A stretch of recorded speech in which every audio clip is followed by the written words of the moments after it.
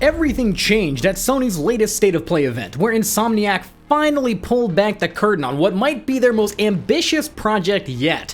Insomniac Games just proved that they understand exactly what makes Wolverine work, and they are not holding back. From the casting, to the combat, to the globe-trotting adventure, everything about this game screams that Logan is in the right hands.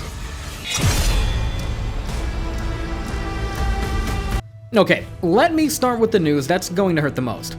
Marvel's Wolverine isn't coming until late 2026.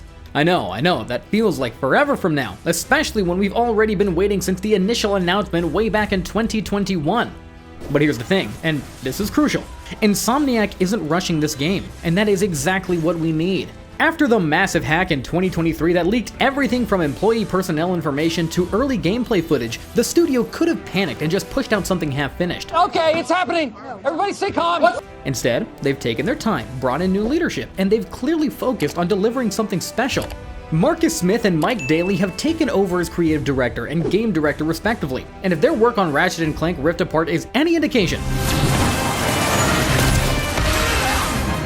Wolverine is in excellent hands. Now, the wait is going to be brutal, we know that, but there's a special showcase coming in spring 2026 that should give us way more details about the game. Is it spring yet? Now, let's go ahead and talk about the casting choice that has fans absolutely losing their minds in the best possible way. Liam McIntyre is voicing and doing motion capture for Wolverine, and this might be the most perfect casting decision that Insomniac has ever made. If you're not familiar with McIntyre, he's the Australian actor who played Spartacus, voiced Aquaman, and brought Taron Malikos to life in Star Wars Jedi Fallen Order.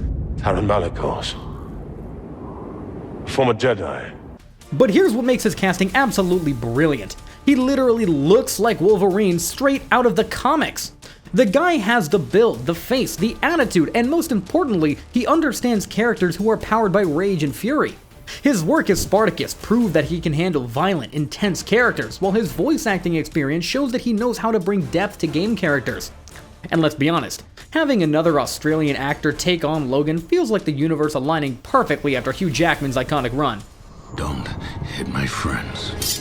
The early footage that we've seen shows McIntyre nailing Logan's gruff voice without trying to copy Jackman's interpretation.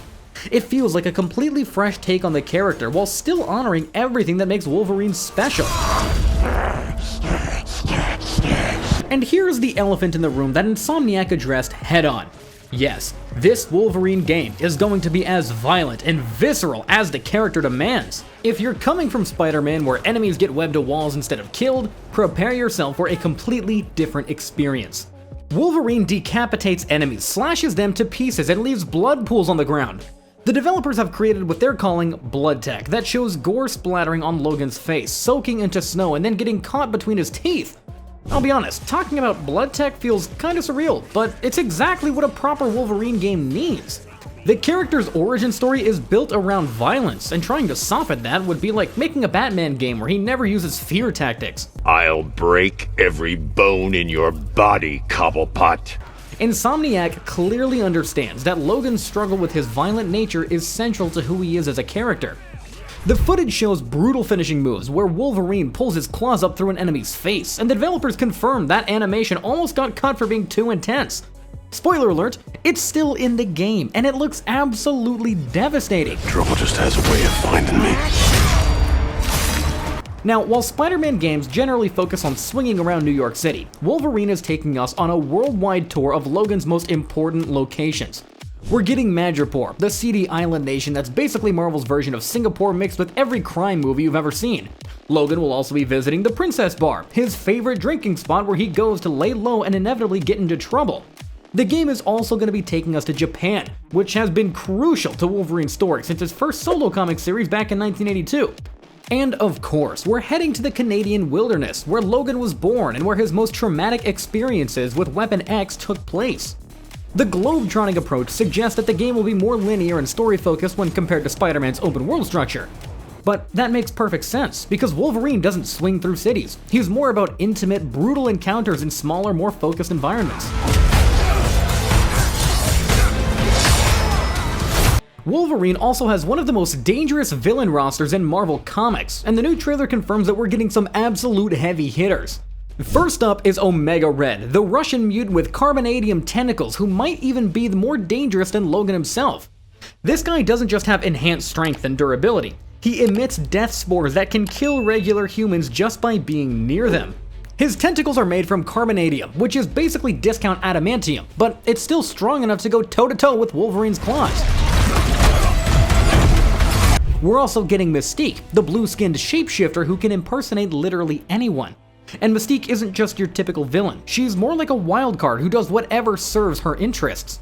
She and Logan have been butting heads since the early 1900s because they're both functionally immortal, so they've had over a century to build up grudges against each other. The trailer also shows us a Sentinel activating and rising up to fight Wolverine. And if you don't know what Sentinels are, picture robots the size of buildings that are specifically designed to hunt and kill mutants. One Sentinel can take on multiple X-Men at the same time, and they usually travel in groups. And finally, we see Logan tearing through cybernetic soldiers that look like Reavers, basically mercenaries who have replaced parts of their bodies with weapons and armor specifically to hunt mutants. If Insomniac Spider-Man games taught us anything, it's that costume variety is absolutely crucial for superhero games. The main costume appears to be heavily inspired by John Cassidy's design from Astonishing X-Men, which is basically the perfect choice.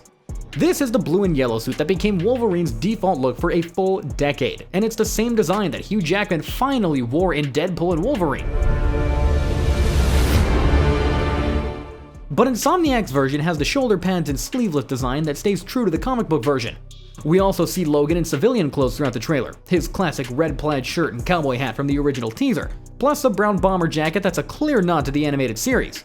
We're definitely getting that classic brown and tan suit from the 80s, the black and gray X-Force costume, and probably that infamous Weapon X look with the VR helmet. Now, let's go ahead and address the massive elephant in the room.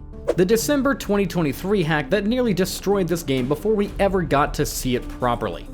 The Rashido ransomware group didn't just leak gameplay footage and concept art, they published personal employee information, social security numbers, and private development documents. We're talking about a complete violation of privacy that affected real people's lives, not just game development. The hackers demanded 50 Bitcoin, equivalent to about $2 million at the time, and when Sony refused to pay, they released everything. Early builds of the game were circulated online, story details were spoiled, and the voice cast was revealed before Insomniac was ready to announce it. But here's what's incredible about this situation. Instead of rushing the game out or canceling it entirely, Insomniac doubled down on quality. The development team issued a statement saying the hack was extremely distressing, but that it wouldn't change their development plans. What we're seeing now in 2025 represents Insomniac taking back control of their narrative.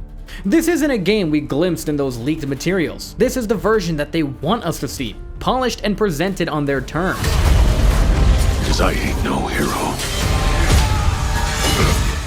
One of the biggest revelations from the 2023 hack was that Wolverine is planned as the first game in the X-Men trilogy. Insomniac has secured exclusive rights to develop X-Men games, with restrictions that prevent other publishers from announcing competing X-Men projects during their deal. This means that Wolverine isn't just a standalone game. It's the foundation for an entire X-Men game universe. The decisions Insomniac makes with Logan's character, the tone that they establish, and the world they build will set the stage for future games featuring characters like Cyclops, Storm, Jean Grey, and the rest of the X-Men roster. If this game succeeds, we're looking at Insomniac developing an entire X-Men universe of games. But if Wolverine fails, it could derail plans for the entire X-Men gaming franchise. The success or failure of Marvel's Wolverine will determine the future of Marvel gaming for the next decade. Marvel's Wolverine isn't just another superhero game. It's a test of whether the industry can handle mature superhero content without losing what makes these characters so special. Wolverine sits right in the middle of that spectrum. He's violent and brutal, but he's also heroic and deeply human. If Insomniac can nail this balance, they'll have proven that superhero games can be both mature and meaningful. If they can't, it might be years before another developer attempts something this ambitious with a character like Logan. Alright, if that's how you want to play it. But that covers everything we know about Marvel's Wolverine as of right now. And honestly, it's looking like Insomniac might have another masterpiece on their hands. But now I want to hear it from you. Which villain are you most excited to face off against? And honestly, do you think that late 2026 is too long of a wait, or are you glad that they're taking their time to get it right? Drop your comments down below. And if this video helped you catch up on everything happening with the game, be sure to hit that subscribe button and ring the notification bell so you never miss our latest gaming coverage.